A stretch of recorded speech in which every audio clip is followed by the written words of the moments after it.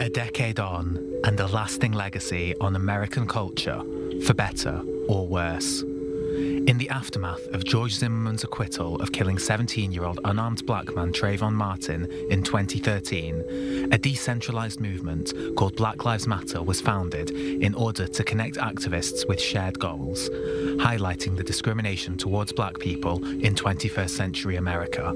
Whilst perhaps better known for its efforts to stop police brutality towards African Americans, it also aims to recognise and fix the discrepancies for black people in terms of housing, medical care and education, among other things. The movement reached new levels following the death of George Floyd in 2020, with mass protests worldwide under the umbrella of the Black Lives Matter movement.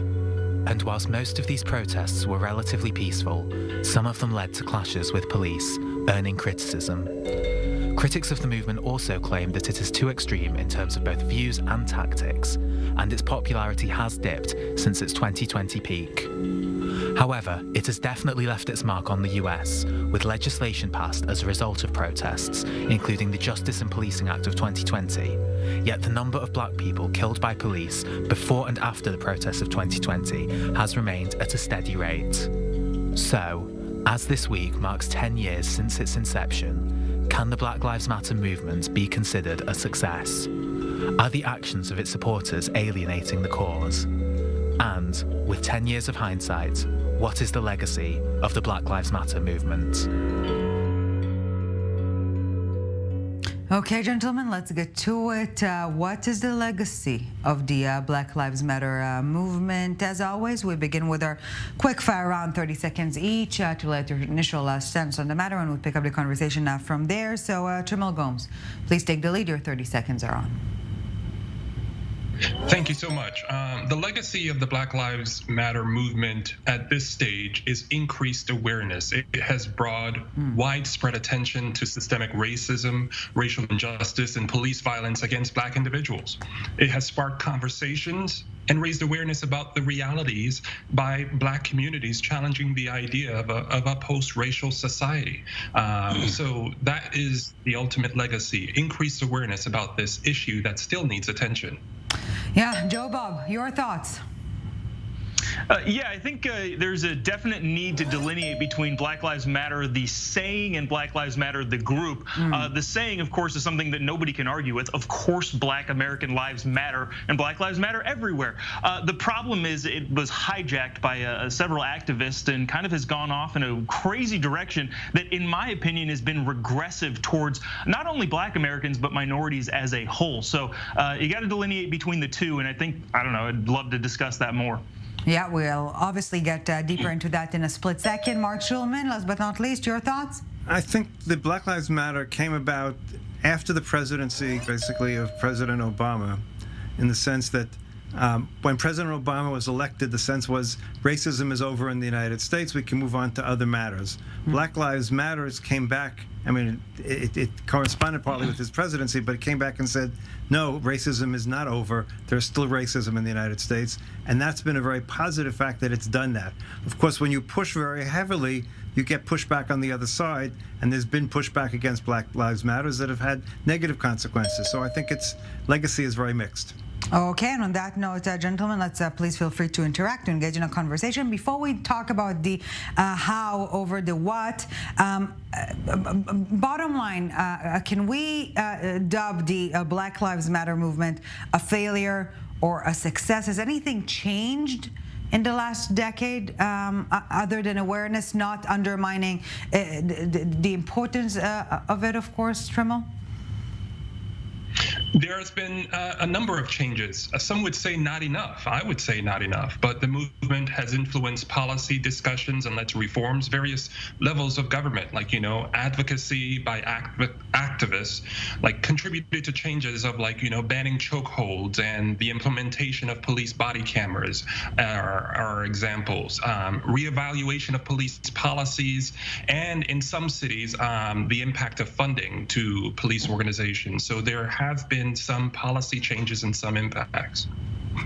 Mark? I would agree with that. Also keep in mind the fact that it also, I believe, was responsible for the fact that ultimately the names of the Civil War Confederate generals have been removed from American army bases, which I think is a big thing in terms of our statement, because they were all traitors and slaveholders. So I think that's important as well. I think it created a greater sense of understanding that the problems are not over. However, it also gave other people the pushback to say that everything shouldn't be about race, and that's also true. So it's a really complicated situation. Dealing with race in America is very, very complicated, and Black Lives Matter made a tremendous contribution to bringing it to the forefront once again that the problems haven't been solved.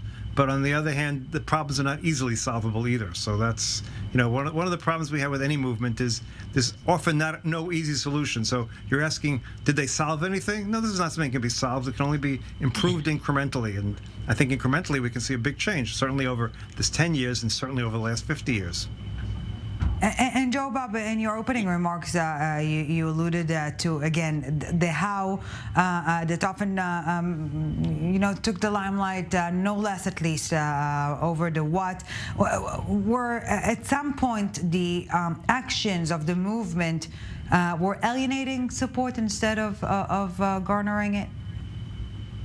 Yeah, and so the problem here that I see, especially with the organization as it embodies the movement, so to speak, you have several different things that I think a lot of Americans would agree on. You want to talk about holding police accountable. I don't think that is a partisan issue. I think most Americans want to do that sort of thing. The problem is the BLM movement has politicized it in such a way that hasn't made it possible to happen. So, for example, Tim Scott, senator from South Carolina, who happens to be a black man, introduced legislation for police reform after the George Floyd incident, and that was roundly put down, even though the lefty side of the aisle would have gotten 90% of what they wanted in that bill. So to say that the priority is actually getting anything done and not just power and money is difficult to make, especially with how it's turned out to be. The organization as itself has raked in millions of dollars, obviously faced a ton of criticism, and in all, I think ultimately I would say that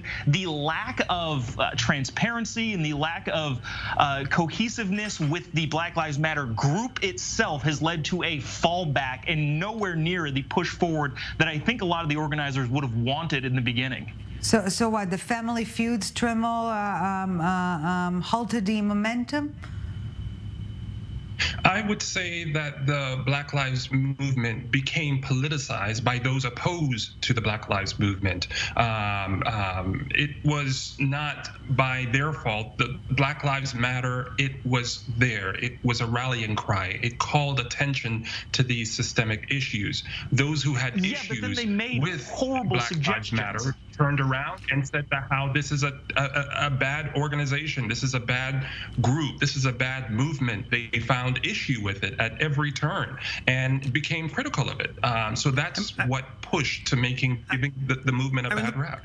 Look what's happened right now with the Republican Party and the defense authorization bill, trying to eliminate racial sensitivities training in the military. I mean, this is a pushback, and this is a political use of this just to push back in some way or another. Look at some of the things DeSantis has done in Florida. I mean, these are negative things that have taken place, pushbacks in ways that we would not have expected. And of course, you have the Supreme Court decision, which may or may not have been political, but clearly was a setback for African Americans in terms of Black Lives Matter, in terms of college students. You can agree or disagree with the decision on legal matters, but it's certainly a negative impact on African Americans in the United States. So we've seen this pushback. It's been negative. Yeah. And some total, I think that the situation is more positive, but it goes both ways. But is anybody willing to admit the pushback is solely justified by the bad ideas? Look, Black Lives Matter. While again, the initial thought behind it, I don't know what the initial thought is. But then they started putting out horrible ideas: defund the police, integrating critical race theory into all parts of government. Those are not horrible so many ideas. Bad ideas. The Patrice Cullors, the critical race theory in all areas of government is a Republican talking point. Critical race theory was something that existed only in law schools until Republicans started talking about it everywhere, and suddenly it became a major issue. Critical race theory does not exist anywhere but law schools primarily. Yes, there's discussion about as a subset of critical theory, which organizes people into oppressors versus oppressed, and then put that into race, you're going to have a bad outcome. This whole talk about quote unquote equity is a bad word that doesn't mean anything that is possible or feasible in the United States of America. And if it's an unattainable goal and you have people pushing towards an unattainable goal, you're going to get chaos and everybody's going to end up worse. So the whole idea of criticizing bad policy decisions isn't a bad thing. You're fighting against education, educating the public and understanding how we have come to be where we are today. That is what that is all about. Critical race theory, as mentioned, was taught in college. It's not what has been pushed by here in Florida. I'm here in Florida and I hear the debates over and over again as if it's something that's being taught in elementary school. That is not the case. It is a Republican talking point to push back, and the pushback has been going on. And as mentioned earlier, it could have been considered a backlash from the election of President Barack Obama, and possibly the white rage against that issue. So it can all be studied academically, but we also have here in the country a fight against education. Schools are being taken over by those on the right to implement, like, the board of trustees of different universities are being taken over, especially here in Florida, by right-wing conservatives to push their agenda. Okay, but you're saying that there's no justified reason to push back against bad ideas. Defund the police is an objectively bad idea. Okay, but that idea has been dropped by almost everybody. That idea has been dropped by everybody. That was a slogan for a short period of time. It's been dropped by almost everybody. It was still the only people who bring it up now are the Republicans. Defund the police. Who wants to defund the FBI right now? It's the Republicans that want to defund the FBI and all the other security services of the United States. So come on. Let's not go there. Okay, but listen, so you can't every movement has some bad ideas. There's no question about it. And there's certainly things that I disagree with. I don't believe in equity of outcome. I believe in equity of opportunity. But on the other hand, if you believe in equity of opportunity, you need to really push for equity of opportunity. But the Republicans often talk about, well, we only believe in equity of opportunity, but we won't fund it to make sure that everyone has equal opportunity. So people talk from both sides of the mouth when they talk about these things. Have?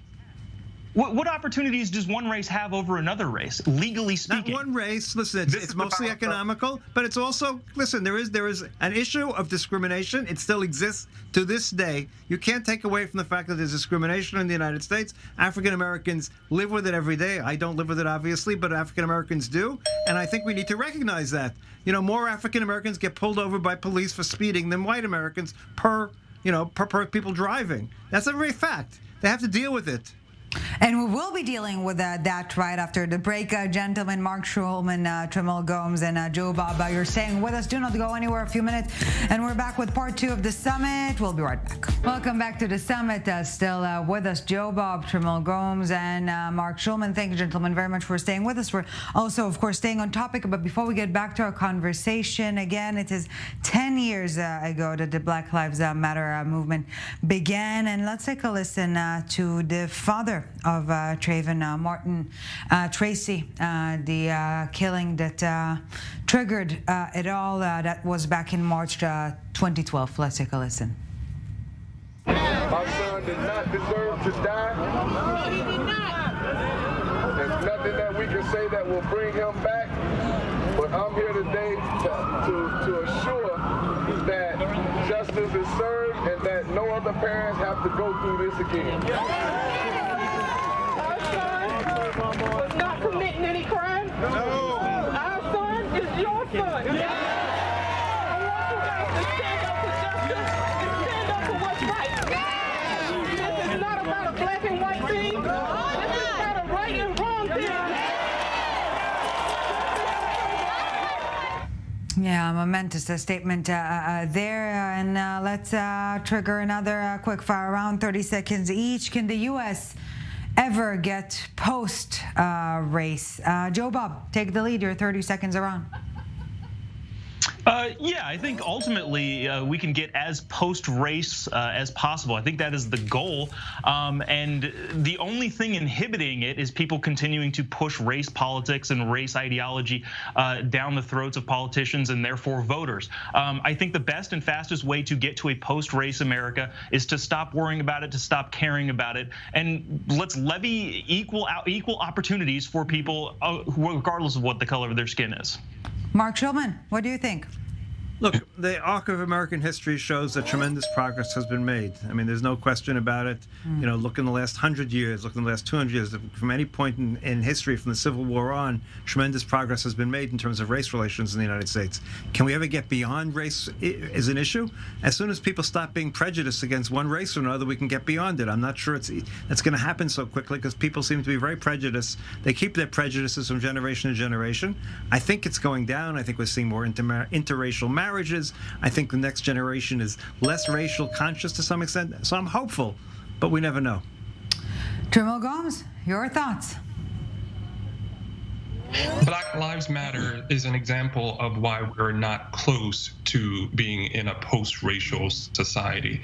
And the pushback we're seeing, as mentioned earlier, like, you know, the effort to say, well, don't think about it, and efforts in policy to restrict the education of these issues in our schools, in universities. Books are being banned that touches on the issue of race. So the idea that this is not a problem today is false. It's a growing problem, actually. It's becoming worse. And let's please feel free to interact from this point onwards, gentlemen. JoBob, perhaps our identity politics are simply part of the American DNA, so to speak. Yeah, you know, as much as I don't want that to be the case, that seems like it probably is. You want to talk about Republican and Democrat talking points? I think the whole book banning thing is almost comical in the fact that they're still saying we're banning books or Republicans are banning books. Look, just because something isn't included in a curriculum doesn't mean it's banned. The term ban means an abolishment. If it's removed from a library, it's banned effectively. You don't have to teach a particular thing, like in Ron DeSantis's case in Florida, queer theory being a part of the Black History course. Yeah, let's go ahead and not include that, regardless of what you think about politics and this and that and the other thing. So to call that banning is almost comical. We want to talk about talking points. That's probably the biggest one. The intersectionality of these issues, discrimination against one and all matters. If you're going to do it to one set of people, you will do it to others. So it's important to mention queer people and the importance of them in our society as they've always been. So if you're going to discriminate against Black people, it will have a trickle effect to what will stop you from discriminating against other groups. So it's important to address these issues, and there's intersectionality across the board. Education matters, and for your talking points, it really needs to be sat down and have it readdressed, reviewed with someone who's educated to help you on these talking points. Look, but you understand the problem with that, right? You can't include everything in all curriculums. Look, the issue is something else. You can talk about book banning. The reality is it's one thing not to add certain things, but the fact of the matter, they're going around removing books from libraries and not allowing kids to read certain books. That's equivalent to book banning. It's not book burning, but it's certainly book banning in certain ways.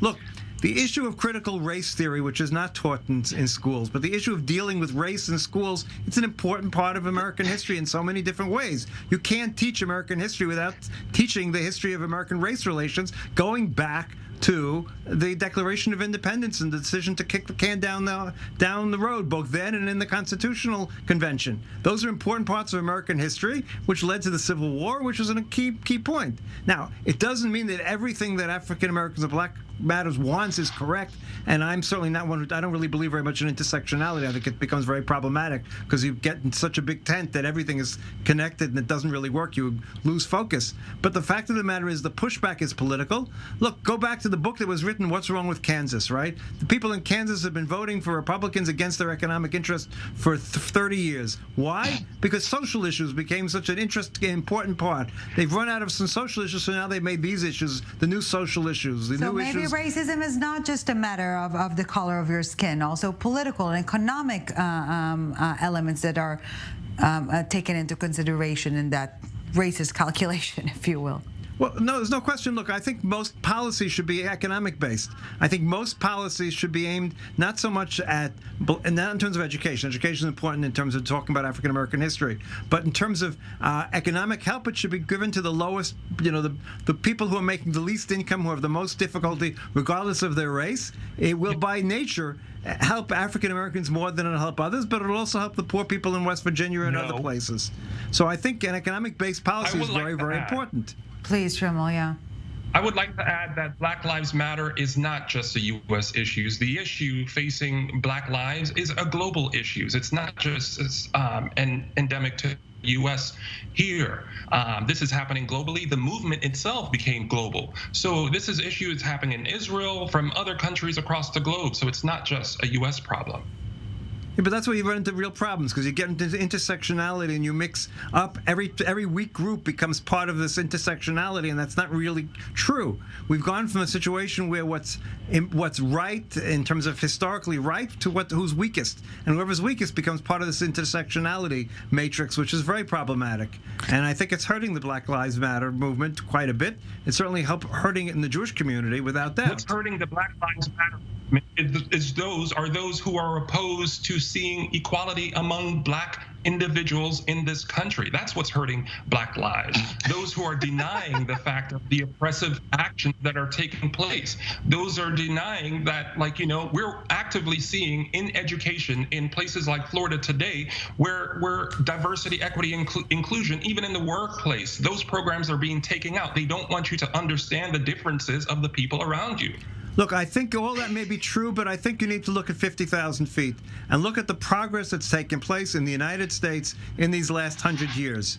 And you can't ignore it. You can't ignore the change that's taken place, the sea change in terms of acceptance of African Americans in day-to-day lives, in terms of intermarriage, in terms of on television shows, in every which way you can think about. The change is tremendous. Go back to the 50s and think of America in the 50s and look at America today. Gentlemen, we're nearing the end of our debate. JoBob, please wrap it up for us. Oh, I mean, the only thing I can say here is that the fact that CRT hasn't trickled its way into elementary schools and schools below that is comical. DEI is a farce. Looking at people specifically based on skin color and applying that to whether or not they get jobs is hilariously racist, and we should abolish all of it. Judge people on their merits, not by the color of their skin, the content of their character. I feel like somebody pretty famous said that once, but that's not what's happening today, and that's why the Black Lives Matter movement as a whole is regressive in society and not making any bounds that they hoped they would make. Hey, I see you liked it. Want more? Just hit the subscribe button right here. Go on. I know you want to.